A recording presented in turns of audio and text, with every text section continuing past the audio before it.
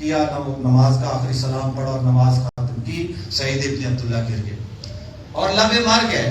یعنی تھوڑی دیر کا مہمان ہے، اس دنیا سے جا رہا ہے. اور قیمتی ترین چیز میں نے عرض کیا تھا کہ ہمیں جتنی بھی چیزوں سے محبت ہوتی ہے وہ سب اپنی ذات کی وجہ سے ہوتی ہے. والدین سے محبت ہے چونکہ میرے والدین ہیں، ورنہ والدین سے دنیا بھری پڑی ہے. سارے والدین ہوتے ہیں نا، لیکن ہر والدین سے ہمیں محبت نہیں ہوتی اس طرح سے جس طرح سے اپنے والدین سے، کیونکہ اس میں میرے والدین آ جاتے ہیں. بیوی سے محبت ہے، بچوں سے محبت ہے. کیوں؟ کیونکہ یہ میری بیوی ہے، یہ میرے بچے ہیں. تو ان ساری چیزوں کے پیچھے جا کے جائیں گے تو وہ میں ہے، یعنی میں. اور یہ جو میں ہے وہ اس میں کو قربان کر رہا ہے. جو تمام محبتوں کا مرکز ہے اس میں کو وہ قربان کر رہا ہے، اور قربان کر دیا اس نے. جان سے بڑھ کر اور کیا چیز تھی اس کے پاس؟ وہ جان اس نے دے دی. جا رہا ہے اس دنیا سے. اور جب محسوس کیا کہ میرا سر میرے آقا کی گود میں ہے اور آنکھ کھلی اور جب چہرے اقدس پہ نظر پڑی تو ایک ہی جملہ کہا، اب فیت یا ابا عبداللہ، اے فرزند رسول، کیا میں نے حق وفا ادا کر دیا؟ او بھائی تم اور کیا حق وفا ادا کرو گے؟ تم نے اپنی جان قربان کر دی. ایک تیر بھی اپنے امام کو نہیں لگنے دیا. اتنا بڑا کام کیا، اتنا بڑا کام کر کے بھی کہہ رہا ہے کہ میں نے حق وفا ادا کر دیا. کیا میں ٹھیک رہا؟ میں نے صحیح کام کیا ہے؟ آپ راضی ہیں مجھ سے؟ آپ خوش ہیں مجھ سے؟ انسان ادھر کسی کی 100 روپے مدد کر دے تو ایسے سمجھتا ہے میں نے شاید اس کی 7 پشتوں پہ احسان کر دیا ہے. اور یہ اپنا سب کچھ قربان کر کے، چونکہ محب ہے، اور محب کی یہ یعنی صفت ہے کہ وہ اپنے محبوب کے لیے سب کچھ کرنے کی کوشش کرتا ہے. سب کچھ کر کے بھی آخر میں اس کے دل میں یہی ہوتا ہے کہ نہیں کر سکا جتنا مجھے کرنا چاہیے. جیسے میں نے عرض کیا تھا اس دن، پیغمبر سے بھی یہ ہے، مولا کائنات سے بھی ہے، اور امام جعفر صادق علیہ السلام سے بھی ہے.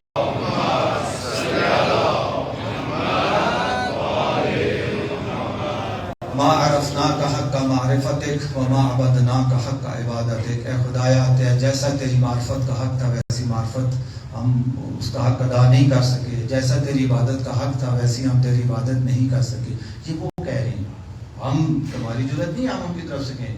وہ جن کی عبادت پر فرشتے ناز کرتے ہیں، جن کے بارے میں خود رسول خدا کہتا ہے قرآن میں، قم اللیل الا قلیلا، اے میرے حبیب راتوں کو عبادت کیا کر لیکن تھوڑی کیا کر. ہمیں کوئی کہتا ہے وَاذْكُرُوا اللَّهَ كَثِيرًا، ہمیں کہتا ہے جتنا زیادہ ہو سکتا ہے خدا کو یاد کرو. لیکن اپنے حبیب کو کہتے ہیں تو اتنی عبادت نہ کر، تیرے پاؤں میں بھرم پڑ گئے، تھوڑی عبادت کیا کر.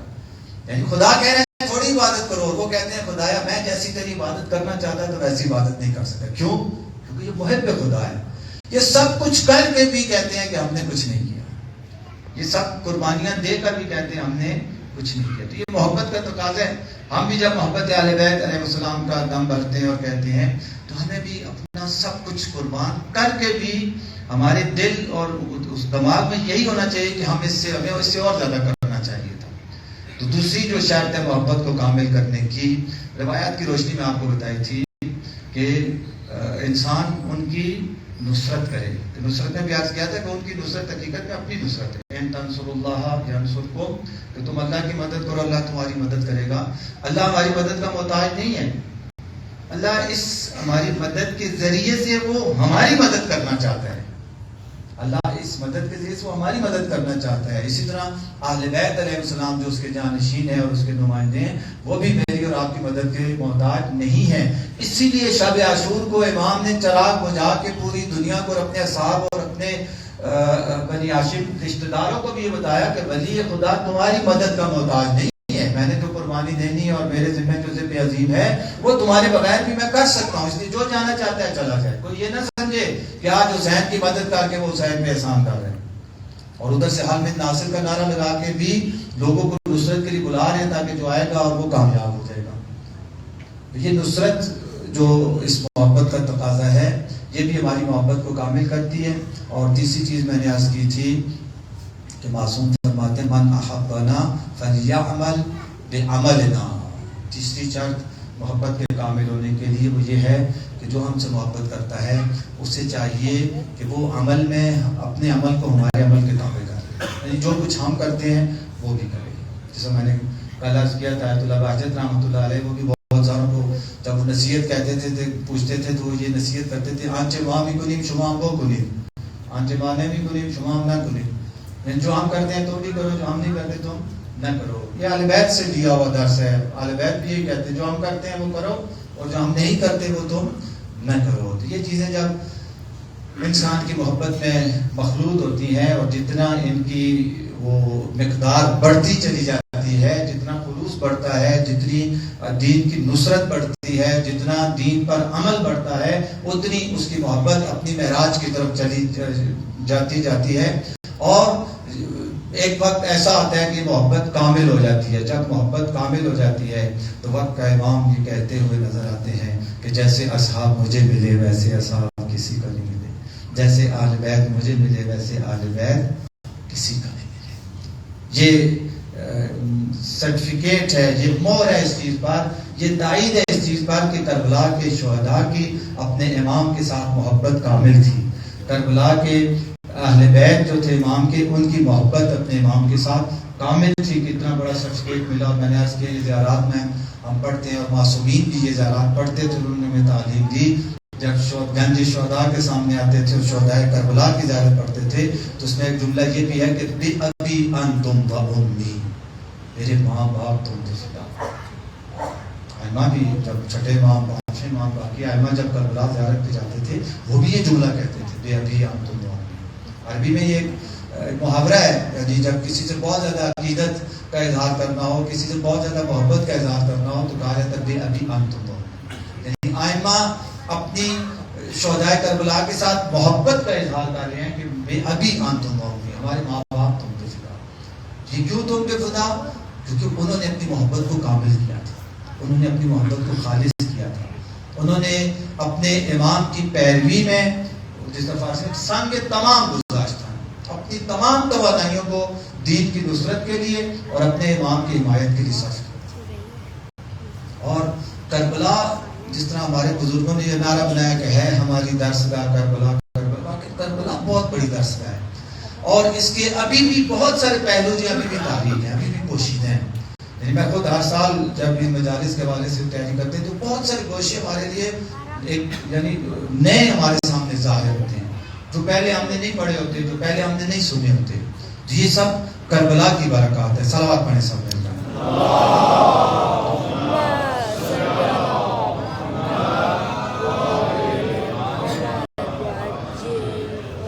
مومنین بھی تھوڑی ہمت کریں اور تھوڑا آگے ہو جائیں، تھوڑا کلوز ہو جائیں تاکہ پیچھے آنے والوں کو زحمت نہ ہو. آواز بلند صلوات.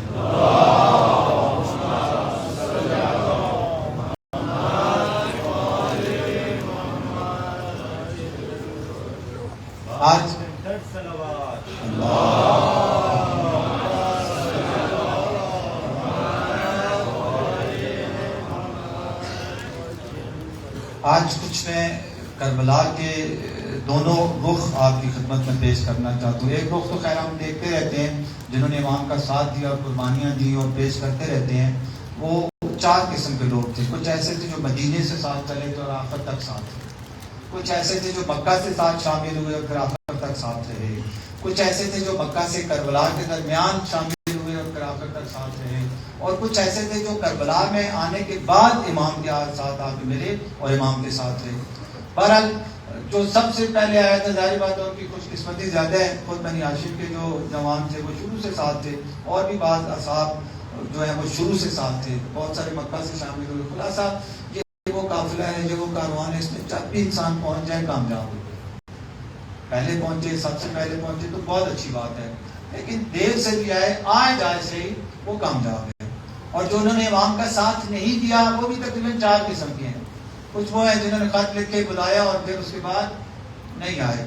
کچھ ایسے ہیں کہ جو آ گئے تھے امام کے ساتھ، قافلے میں بھی آ گئے لیکن کسی مقام پہ چراغ بجھانے پہ پھر ساتھ چھوڑ کے چلے گئے. کچھ ایسے تھے جنہوں نے امام سے ملے، ساتھ آنے کا وعدہ بھی کیا، کوئی کام تھا مثلاً اور پھر وہ کام کرنے چلے گئے اور جب واپس آئے تو اس وقت تک کیا کہتے سفرہ سمیٹ دیا گیا تھا. ترمہ ابن عدی جلیل القدر صحابی ہے، امام مولا متقیان کا صحابی تھا، بہت حاضر جواب دلیر ہر حساب سے. وہ راستے میں ملا امام کو. امام جب کربلا کی طرف آ رہے تھے تو راستے میں ملا، کوفہ سے جا رہا تھا، ملاقات ہوئی. پوچھا، بتایا ہم جا رہے ہیں. اس نے کہا ہم بھی آپ کے ساتھ ہیں، بس یہ میں نے گھر والوں کو کھانے پینے کا سامان لیا ہے، یہ میں یمن پہنچا کے آتا ہوں. یہ گھر والوں کا کھانے پینے کا سامان ہے، کوفہ بڑا شہر تھا، یہاں سے لیا ہے اور یہ میں یمن گھر پہنچا کے آتا ہوں. اور سچا تھا اپنے وعدے میں، اپنی باتوں میں. وہ اپنا وہ سامان پہنچا کے واپس بھی آیا، لیکن کب آیا؟ جب سر بدنوں سے جدا ہو گئے تھے.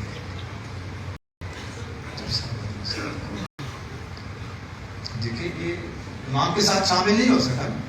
آج ہم تریما کا نام حضرت امام کے دشمنوں میں نہیں لیتے ہیں، امام کے مخالفوں میں نہیں لیتے ہیں، ساتھیوں میں سے لیتے ہیں. لیکن ہم یہ نہیں کہتے یا لیتنی کنت معک فافوز فوزا عظیما، اے تریما میں بھی تمہارے ساتھ ہوتا، خدا نہ کرے میں تریما کے ساتھ.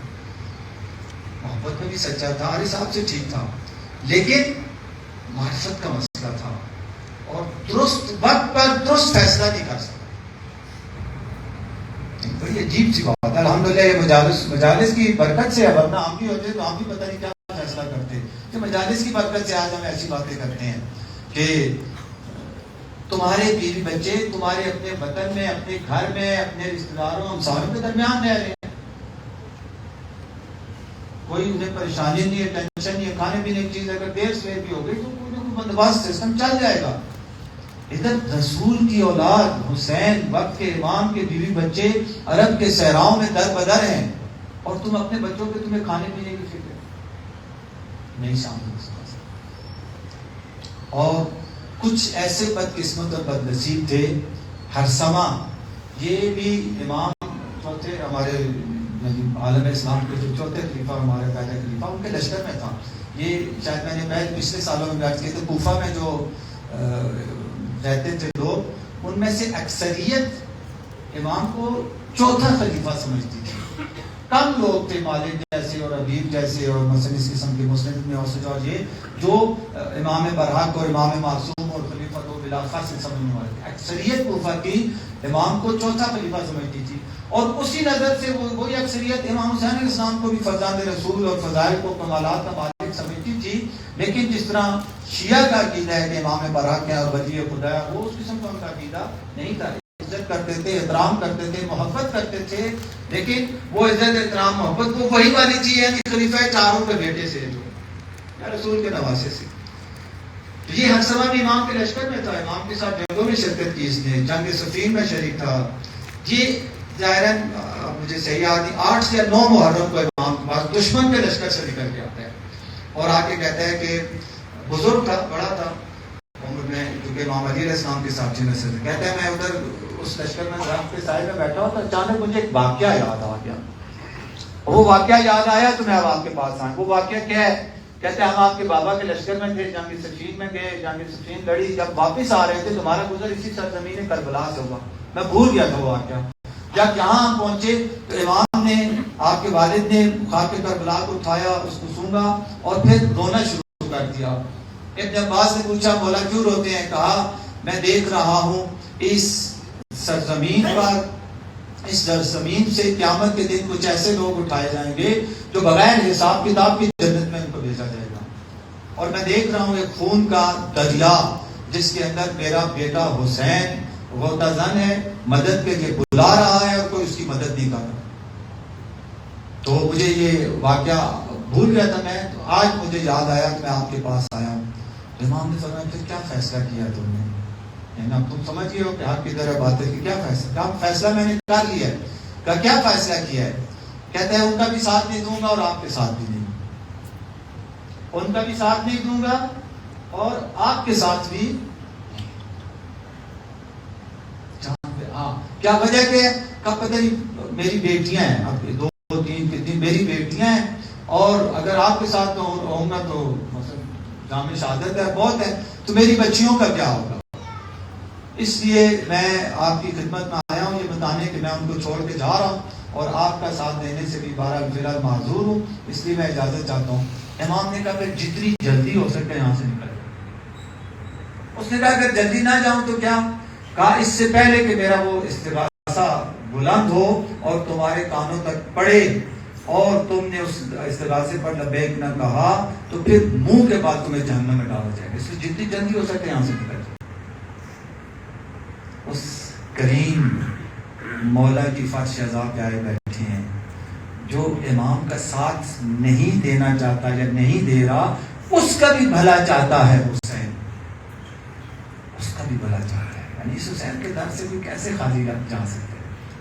اور کو جب احساس ہوا تو آیا امام کی خدمت میں عاشور کے دن اور شرمندگی کا اظہار کیا اور سر جھکائے ہوئے تھے, سر نہیں اٹھا رہا تھا.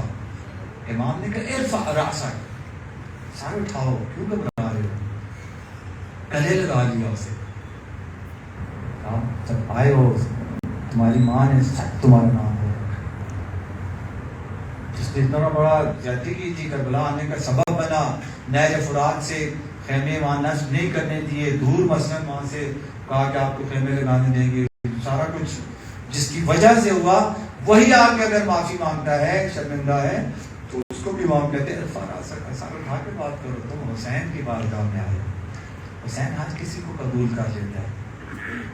اور یہ روایت سنی ہوئی تھی میں نے, مدرک اور منبع اس کا مجھے معلوم نہیں تھا, اور اس سال اس محرم کی برکت سے وہ بھی مل گیا. مناقب